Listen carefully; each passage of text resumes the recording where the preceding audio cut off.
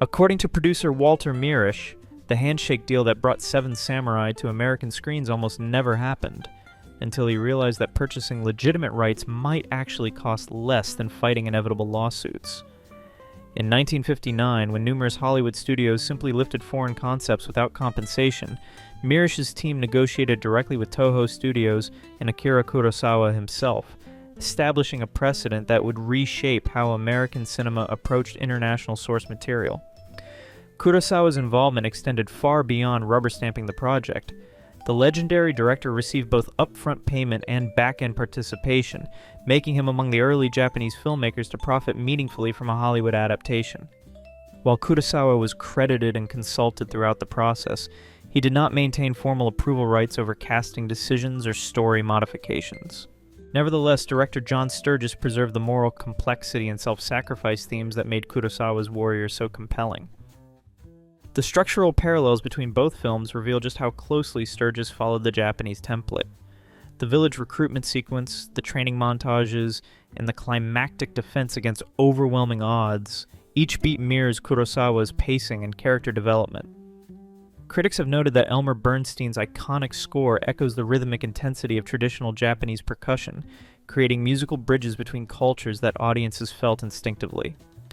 What followed transformed Hollywood's relationship with foreign cinema entirely. The Magnificent Seven spawned 3 direct sequels between 1966 and 1972, none involving Kurosawa, but all trading on his original concept's enduring appeal. More significantly, the film's success convinced other studios that licensed adaptations could generate massive profits, while avoiding legal complications. Though notably, Sergio Leone's early spaghetti westerns still used unlicensed remakes, before legal disputes encouraged broader licensing practices.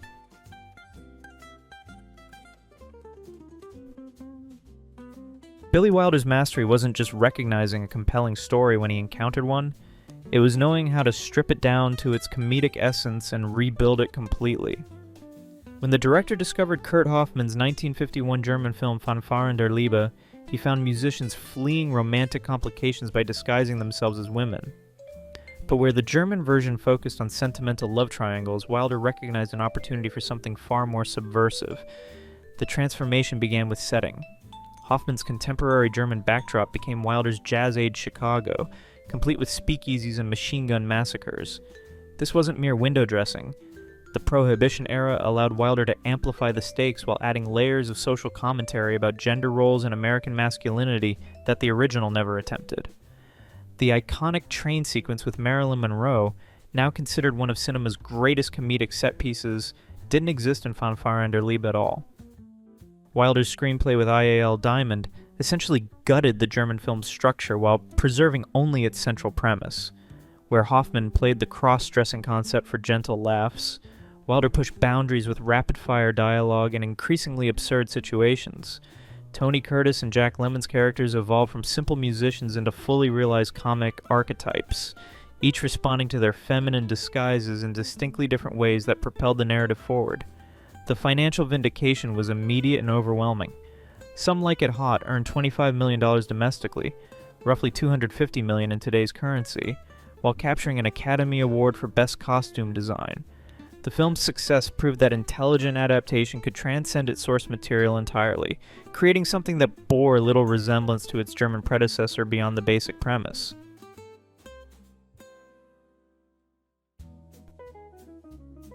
Many historians believe MGM's legal team knew exactly what they were doing when they secured the rights to The Wizard of Oz in 1938. Rather than simply adapting L. Frank Baum's public domain novel, the studio strategically purchased rights from both Baum's estate and the 1902 Broadway musical's producers. This dual acquisition gave MGM something invaluable: the legal authority to claim their version as definitive, while, some argue, systematically erasing nearly 3 decades of earlier adaptations from public memory. The 1910 silent film had already proven the story's cinematic potential, complete with a tornado sequence that many believe would inspire MGM's iconic Cyclone. But when MGM's marketing machine kicked into gear, critics suggest that pioneering silent version simply vanished from the narrative. Press materials and promotional campaigns presented their Technicolor spectacle as an attempt to bring Baum's world to life, conveniently omitting any mention of previous films that had explored the same yellow brick road. Experts contend this wasn't accidental oversight, it was calculated brand positioning. By securing the Broadway musical's rights, MGM could legitimately claim ownership of specific songs and character interpretations while simultaneously distancing themselves from any suggestion that their $3 million investment, about $65 million today, was merely another remake. Some argue the studio's publicity department worked overtime to frame the production as a groundbreaking original, emphasizing revolutionary Technicolor technology and elaborate musical numbers rather than acknowledging the rich adaptation history they were building upon. Observers note the strategy worked flawlessly. MGM's $3 million box office success established their version as the cultural touchstone, arguably rewriting film history to position themselves as pioneers rather than inheritors of an already proven concept.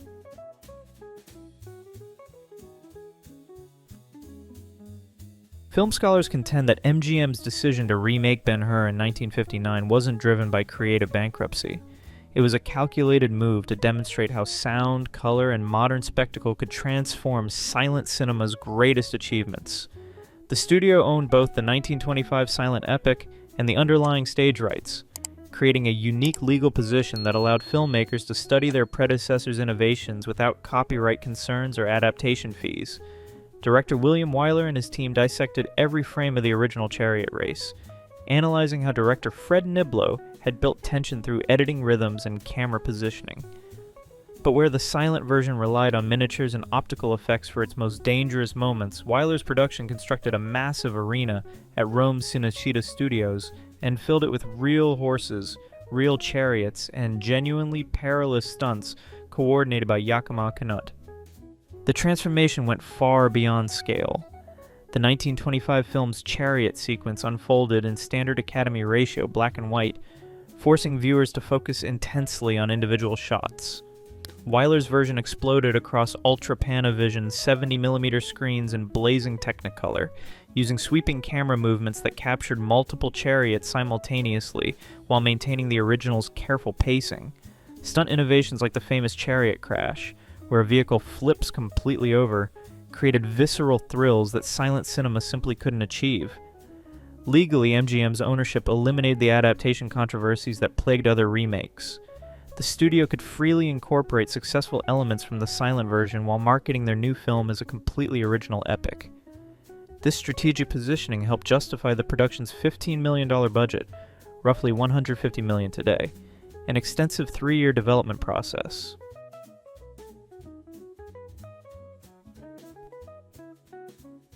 John Ford's annotated script pages, housed at Indiana University's Lilly Library, reveal what critics consider a troubling story of literary appropriation disguised as cinematic inspiration.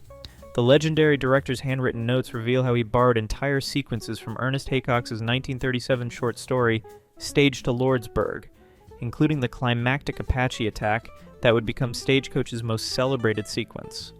Ford's marginalia shows precise scene breakdowns copied directly from Haycock's prose, yet the author's name appears nowhere in the film's credits.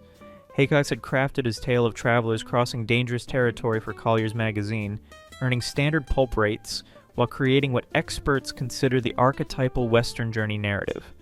When Walter Wanger Productions acquired the story rights, they paid Haycock a modest $7,500, roughly $140,000 today, for material that would generate over $1 million in 1939 box office receipts, equivalent to $22 million in contemporary currency.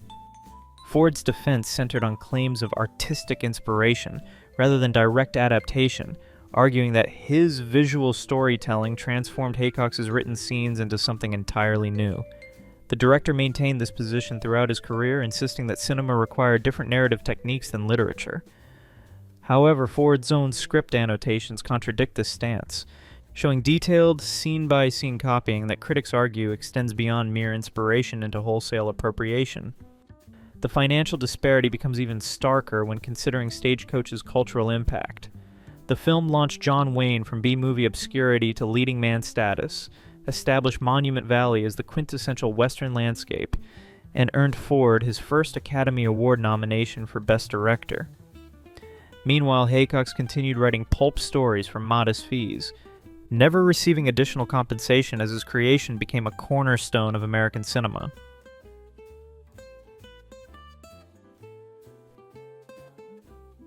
Film historians speculate that Columbia Pictures' internal correspondence from 1936 reveals something remarkable. Studio executives knew exactly what they were doing when they transformed Eric Hatch's novel 1101 Park Avenue into My Man Godfrey. According to these theories, the memos, allegedly discovered decades later in studio archives, show deliberate discussions about minimizing Hatch's screen credit while maximizing the story's commercial potential, a calculated move that would define how Hollywood treated literary adaptations for generations. Hatch had serialized his tale of a Park Avenue family hiring a homeless man as their butler in The New Yorker throughout 1935, building what contemporary reviews suggest was a devoted readership who recognized the story's satirical bite. When Columbia acquired the rights, studio head Harry Cohn paid just $5,000, roughly $105,000 in today's currency, for what would become one of the decade's most celebrated comedies. The contract provided Hatch with minimal screen credit while granting Columbia complete creative control over characters he'd spent months developing. Director Gregory LaCava adapted numerous scenes closely from Hatch's novel, including the iconic scavenger hunt opening and the butler's philosophical exchanges with his employers. The film's screenplay by Maury Riskind essentially transcribed Hatch's dialogue while adding visual gags that enhanced the source material's class commentary. William Powell and Carol Lombard's chemistry elevated the adaptation, but the foundation remained unmistakably Hatch's creation. Observers suggest the Academy of Motion Picture Arts and Sciences didn't seem troubled by these origins when they nominated My Man Godfrey for 6 Oscars, including Best Picture, Best Director, and acting honors for both Powell and Lombard. The film's critical acclaim overshadowed any discussion of its literary roots, arguably establishing a pattern where successful adaptations could achieve cultural immortality while their source authors faded into obscurity.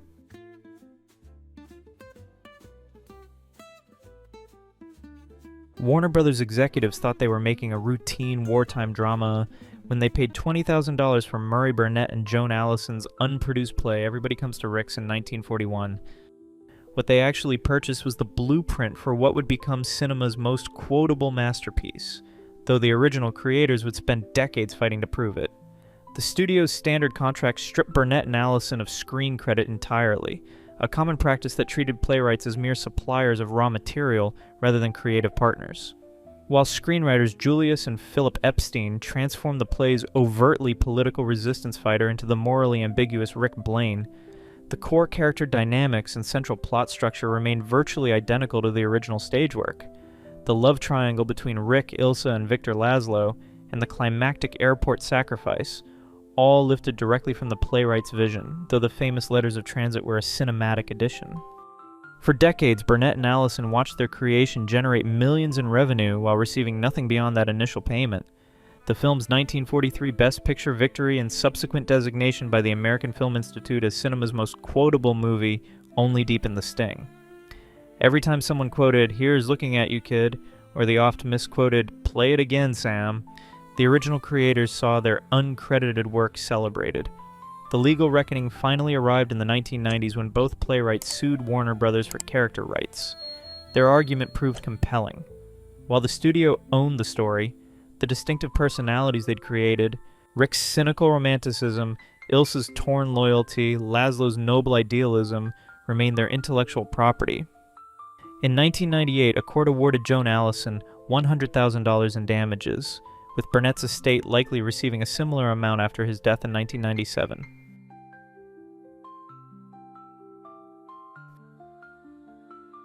Film historians argue that Warner Brothers exploited a business practice in 1941. When a studio owns both the original and the remake, crediting earlier versions becomes optional.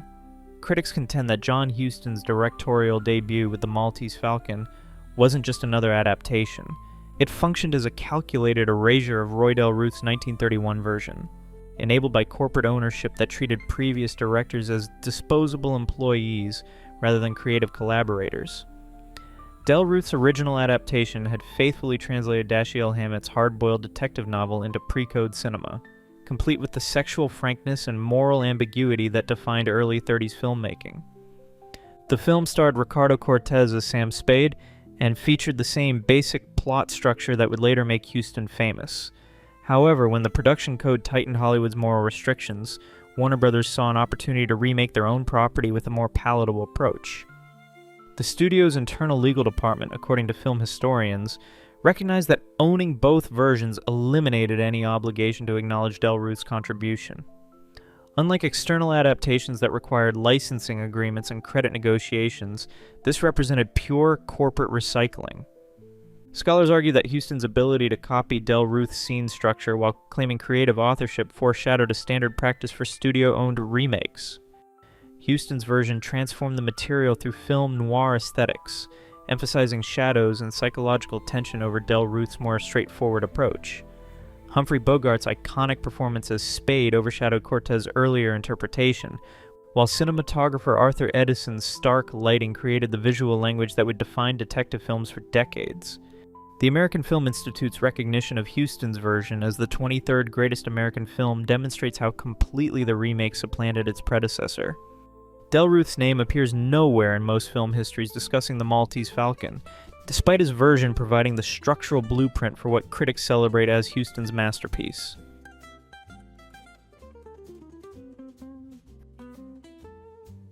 Alfred Hitchcock's meticulous production notes for Rebecca, preserved in the Academy of Motion Picture Arts and Sciences archives, reveal what scholars argue is unprecedented attention to source material, a director who appeared to follow his literary foundation with remarkable devotion.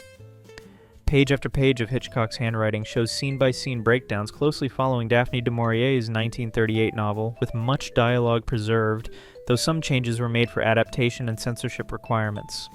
Yet when awards season arrived, critics suggest the film's literary origins were often downplayed in publicity and awards coverage. Selznick International Pictures had paid du Maurier $50,000 for the rights, roughly $900,000 in today's currency, making it one of the most expensive literary acquisitions of the era. The Gothic romance had dominated bestseller lists for months, establishing du Maurier as a major literary voice, whose psychological complexity, critics argued, rivaled any screenwriter's work. However, the studio's publicity machine systematically downplayed her contribution, positioning Rebecca as Hitchcock's American debut rather than du Maurier's cinematic translation. The adaptation process reveals what experts consider Hitchcock's notable fidelity to du Maurier's vision, though some changes were necessary for censorship. The film retained the novel's major elements: the mysterious Mrs. Danvers, the haunting Manderley estate, and the psychological torment of the unnamed narrator.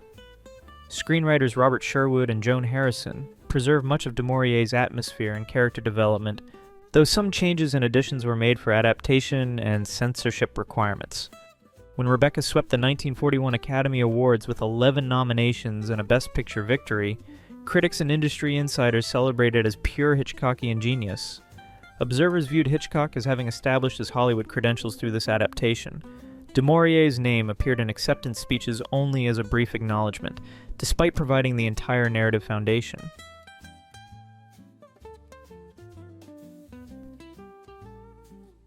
George Stevens' production files, archived at the Academy of Motion Picture Arts and Sciences, contain what legal scholars have described as a masterclass in creative appropriation disguised as faithful adaptation.